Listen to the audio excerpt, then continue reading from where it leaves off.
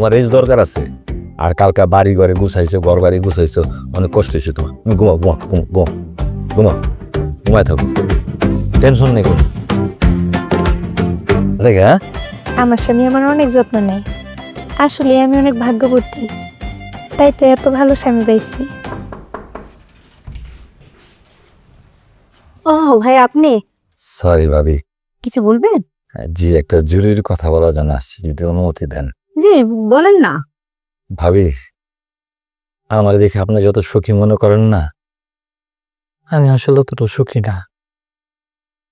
বিয়ের পর থেকে আমার জীবন যৌবন সব শেষ। কেন ভাই, কি হয়েছে?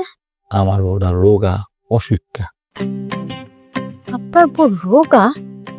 কই, তাকে দেখে তো এরকম কিছু মনে হয়নি। না না না ভাবি, দেখা বুঝবেন না, কিডনি সমস্যা।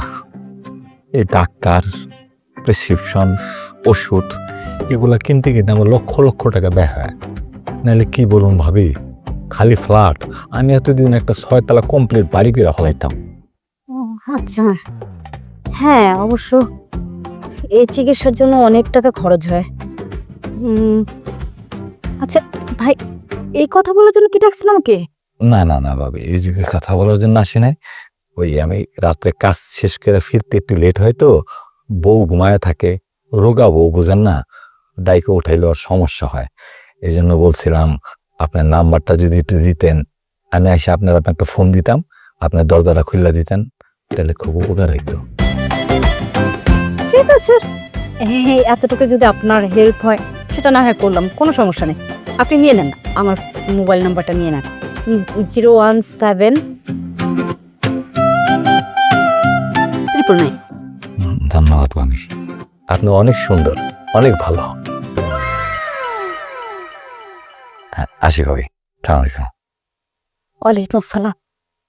ও ভাবি, আর একটা কথা ছিল। বলে, গ্রামের মেয়ে তো এত প্যাঁচ গাছ বোঝে না, রোগের কথাটা ওনারা বললেন না, কষ্ট পায়, সারাদিন কান্নাকাটি করে, বললেন না প্লিজ। না না না ভাই, আমি এগুলো একদমই বলতে যাব না। বুঝেন না, কিডনি রোগী বউ, হ্যান্ডসাম জামাই, একটা গ্যাপ তৈরি হয়েছে না। মানে কারোর সাথে কথা বললেই, মানে আপনার সাথে যে আমার একটা একটা মানে ওই ওই সম্পর্ক না, এরা ঘুরায় ঘুরায় অন্য কিছু মনে করতে পারে। প্লিজ এসব কিছু বললেন না, যে আপনার সাথে আমার কথা হয়। ঠিক ঠিক আছে। কিছু বলার দরকার নেই। জি। ধন্যবাদ ভাবি, ধন্যবাদ।